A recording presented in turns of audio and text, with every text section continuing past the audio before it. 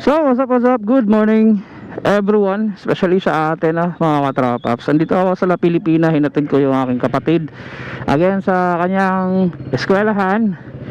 So, time check nasa 6:30 o 6:40 na ng umaga. Ayan, nagbibiyahe ulit tayo papuntang Maco, Davao de Oro. Sunduin yung aking anak at asawa para ihatid yung anak ko sa eskwelahan, and may pasok din yung aking asawa. So, hatidin natin sa trabaho. So, ayan, dito tayo dadaan sa may La Pilipina Road. Balik tayo dito sa may palengke. At ito yung situation sa umagang ito dito sa amin.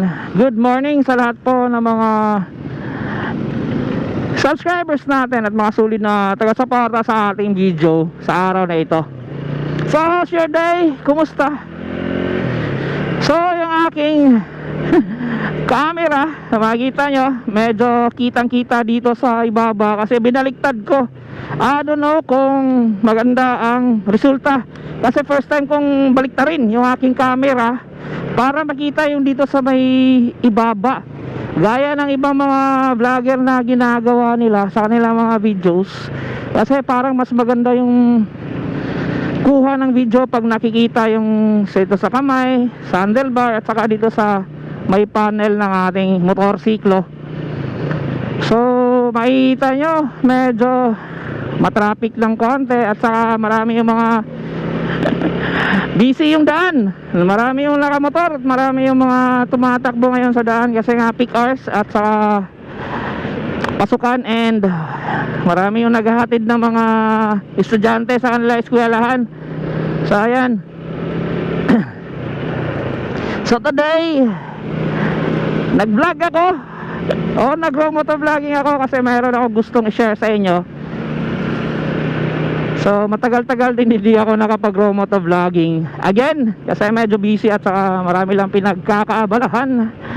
So today ang ating topic sa araw na ito is that it's all about ano ba yung mga dapat nating iwasan, especially kung ikaw ay kung ikaw ay committed na maging YouTuber or maging content creator dito sa pag-YouTube, no?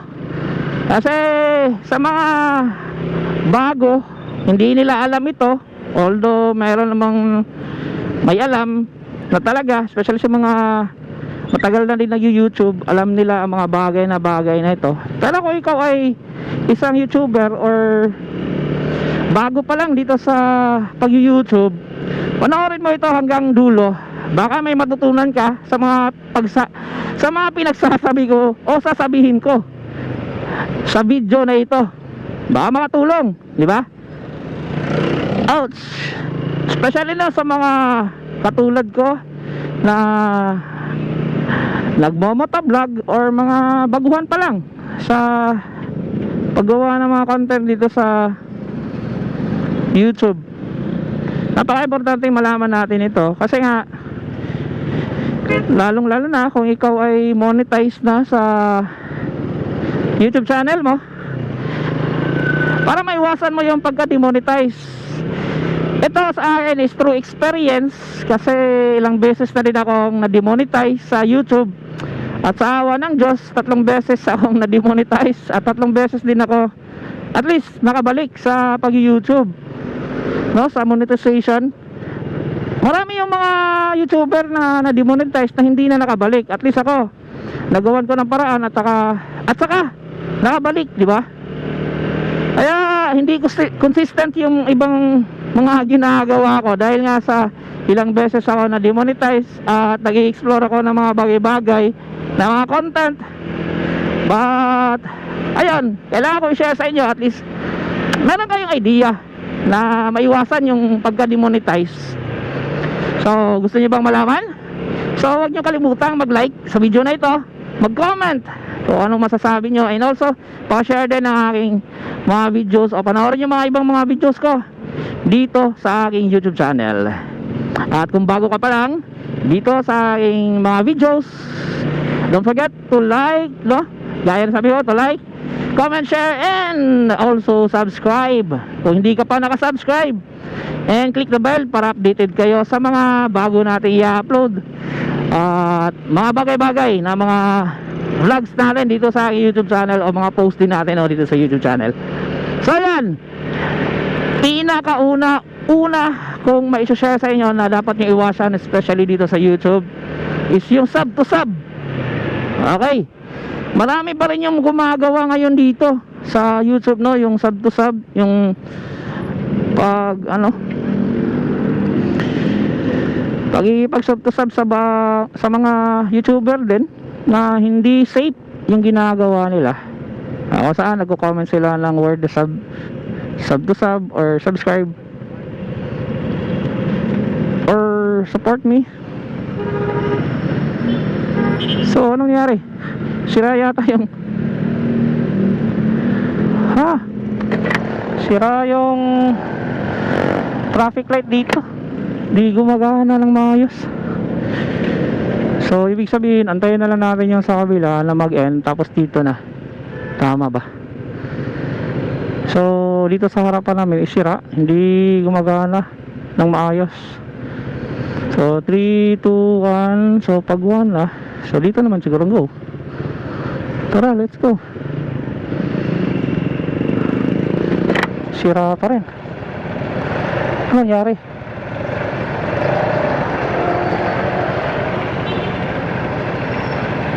So sinsira, gagawin dito. Ang tagal na yan, sira talaga yun dyan. So ang ginagawa ko, dito na lang right way tayo, tapos right way din tayo dito sa kabila. Ayun, kasi hindi gumagana. Mag-aabang kayo dyan. Naka-red lagi yung sa may side namin. Hindi gumagana yung maayos yung traffic light. Aabutan kayo ng siyam-siyam dyan. So dito tayo dadaan sa may sentro. So ayan, gaya na sabi ko, pinakauna, iwasan nyo po yung sub to sub na ginagawa ng karamihang mga small YouTuber or bago pa lang dito sa YouTube channel, sa pag-YouTube, no? Iwasan nyo po yun, kasi yun ang pinaka-hate ni YouTube. Kapag nakita nila or na-detect ng kanilang system ni YouTube yung lagi mong pag-sub to sub sa ibang mga YouTuber, possibly demonetize ka dyan. It's a rule, bawal po yun. So lalo na sa mga mahilig mag-comment dyan ng mga subscribe done, I'm new subscriber, new friend, yung mga word na ganyan, thumbs up done, yung mga ganyan, kahit baguhin nyo po yung mga word na nilalagay nyo sa comment section. Saka hindi tama yung hindi tama yung ginagawa nyo na way na kung sasubscribe kayo sa isang YouTuber ay agad-agad nagsasubscribe kayo, nagla-like, nagko-comment na hindi nyo naman tinatapos yung kanyang video. Matik yun kapag lagi mong ginagawa ang mga bagay na yon na hindi mo man lang pinapanood yung malaking bahagi na kanyang video or half of his video, minutes sa kanyang video, possibly madidetect yan ni YouTube sa system nila na hindi authentic yung pag-subscribe mo sa isang YouTuber, especially kung ikaw ay YouTuber. So ang ginagawa mo, subscribe ka agad, hindi nanonood ng mga videos ng mismong content creator na pinapanood mo. Madidetect yan, kasi nangyari na sa akin yan dati, nung simula ako pa lang. Ang hilig ko sa mga ganyan, yung sub to sub, yung nagko-comment na mga ibang words para lang i-subscribe din ng mga ibang mga YouTuber, no? Nadedetect yan, na-experience ko yan, demonetize ako ng dahil dyan. Kasi nga, bawal eh. So iwasan yung mga ganun.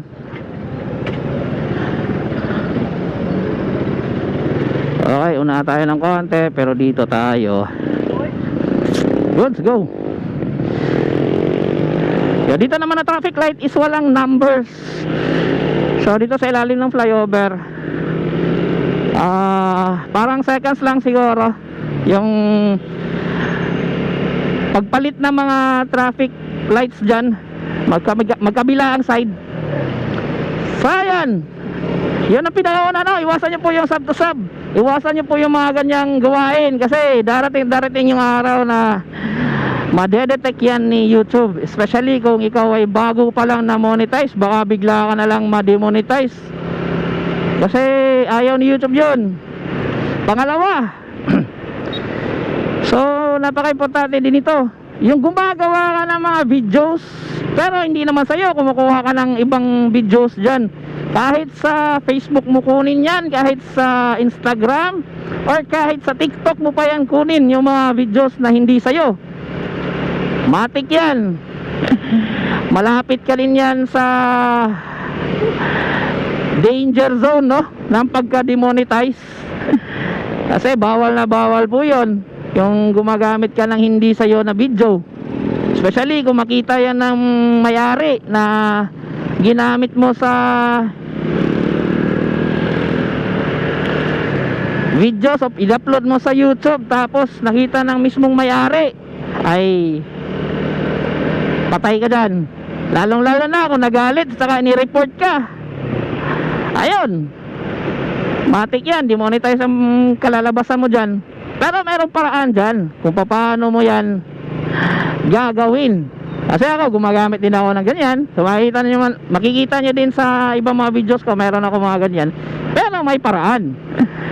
So hindi ko muna sasabihin kung paano, kasi yung iba, ang mali galing kasi sa iba, kinopya na yung video, hindi inedit, at hindi rin ginawa ng paraan para mag-iba. Ay yun, demonetize. So iwas po tayo sa ganun na mga hindi sa ating video. As much as possible, mas okay talaga yung authentic, yung sarili mong video ang ina-upload mo, yung hindi mo kinukuha sa iba. So kung meron kayong mga videos na ganyan hindi sa'yo, much better i-private nyo na lang, diba? Or delete nyo na lang. Kasi ako, meron akong isang video dyan na dapat ko talagang i-private na, or kumbaga i-delete na lang, kasi darating yung panahon na magagalit yung may-ari. Pero alam ko naman hindi rin sa kanya yung in-upload niya, diba? So nire-edit ko lang, shinare ko lang. So ang purpose ko lang is for educational, to share something on YouTube. But I would love to change it, no? So i-private ko na lang. So ayun, iwasan nyo po yun. Pangalawa po yun. Pangatlo is that paggamit ng mga music na merong copyright. So iwas po kayo sa mga ganyan. So pag umabot yan ng ilang copyright, 3 o higit pa, ay matik yan, bigla ka na lang sisendan ng email ni YouTube na demonetize ka na. Or sometimes hindi nag-email si YouTube, no, diretso agad na dinemonetize yung isang channel kapag nakita nila na multiple na yung copyright mo. So ingat sa paggamit ng mga ingat sa paggamit ng mga music na hindi sa'yo, especially kung may copyright. Kaya ako ngayon, at saka kung ikaw ay monetize tapos nag-email si YouTube na meron kang video na may copyright, aksyonan mo agad, gawan mo agad ng paraan, either na tanggalin mo yung segment ng video na merong copyright, or i-change mo yung music. Kasi kung pinabayaan mo yun, dadami yung mga copyright mo, prone ka talaga sa demonetize pag ganon, mayroong mga copyright music. So iwasan nyo po yun, yung copyright music. So as much as possible, much better na raw moto vlogging or raw vlogging, kagaya na ginagawa ko, raw moto vlogging, walang background music. So raw lang talaga, ako lang nagsasalita sa video.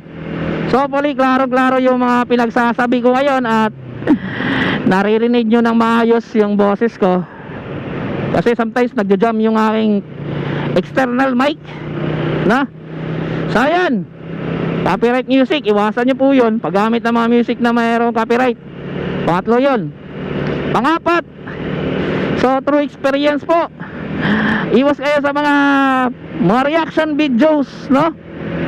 Yung gumagawa kayo ng reaction videos na ginagamit nyo din yung videos, nag-viral na video tapos nagre-react kayo, prone din kayo sa demonetize nun.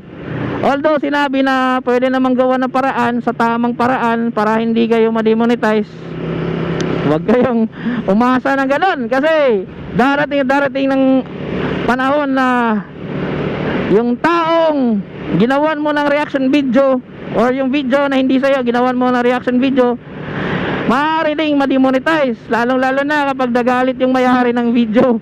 Kahit maganda pa yung pagkagawa mo, proper, sinunod mo yung mga sinunod yung guidelines ng YouTube kung paano magawa ng reaction video, prone ka pa rin sa demonetize. Kasi nangyari na sa akin yan, pangalawang beses yun nangyari sa akin.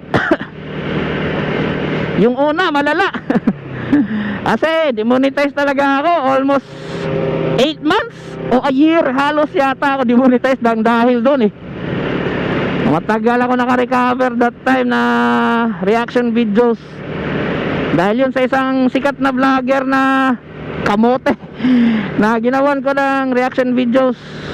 Yung pa-victim kasi yun tapos ginawan ko ng video na reaction, then siguro nakita ng kanyang staff, ayun, nireport, mas report yung aking video at saka na demonetize, tinake down ni YouTube. Kaya hindi na ako nakagawa ng action para ma-delete. Kasi kung nag-email sa akin ganyan, yun kasi ang mali dito sa Pilipinas, kapag yun, nagalit, automatic nire-report. Mas okay sana kung nakita mo yung ganyan, pwede nyo naman i-email or i-message yung mismong content creator para to take down the video. Ako that time willing naman ako i-take down yung videos ko kasi nag-viral yun ayun nga tinake down at saka ni-report. Ayun ang reason bakit ako na-demonetize. So yan, iwas kayo sa ganun. So yan ang pangapat na ba? Yan, iwas kayo sa ganun mga bagay dito sa YouTube kasi yan ang mga naging experience ko, no? Reason bakit ako na-demonetize. So panglima, yung mga sumakit yung lalamunan ko sa kakasalita. Panglima is yung mga hateful words, yung mga masasamang salita na lagi mong sinasabi sa video or mga disturbing na pananalita or yung mga words na masama. Bawal din yun dito sa YouTube kasi possibly made-demonetize ka kung lagi kang nagsasabi ng mga hindi magandang bagay na words against a someone or a person or sa video mismo. Nagsasalita ka ng mga foul words, no, sa mga videos mo, na detect agad yan ng system ng YouTube. Hindi mo alam, bawal yun, bawal na bawal mo yun kasi nangyari na sa akin yan na merong video ako ng ganyan, tapos ayun, nag-email si YouTube sa akin na merong something ganun sa video. Kaya ayun, ginawa ko, dinilit ko agad gaya ng ginagawa ng iba para safe agad yung ating YouTube channel. So isa yun. So huwag kayong magmura, magsalita na hindi maganda sa mga videos nyo kasi possibly demonetize ka dyan. Subject for demonetization ka dyan. Lalong lalo na kung nagkaroon ng mass demonetization si YouTube, no? Naglilinis ng mga YouTuber or na mga content creator na maraming violation, masasama ka talaga dyan. Minsan walang mga email, demonetize agad. Yun ang kahirapan dyan sa mga ganyang maling gawain, no? So yun, pang ilan na ba yun? Pang 5. At saka pang-6, siguro ito yung panghuli. Huwag kayong gumawa ng mga content na nakakasakit ng ibang tao, yung mga content na yung merong nakikita mga dugo or something, mga bagay na, so dapat i-cover up nyo po yan, gawan nyo siya ng blurry, or especially yung na-disgrasya, may patay, yung mga ganyan, dapat may mga dugo, basta may mga kitang dugo, ay dapat yung blurry po yan. And also yung mga nudity o yung mga malalaswang videos, bawal na bawal po yun sa YouTube.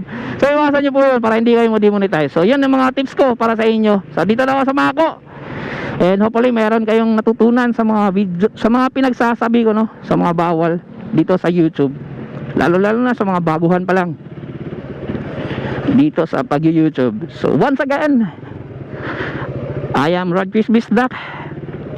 Lagi nasasabi, always pray before you ride. Ride safe always, mga amigo, mga amiga. Dagang salamat sa pagtanaw. Ang Pita Kalunay. Have a nice day. God bless us all. Peace out.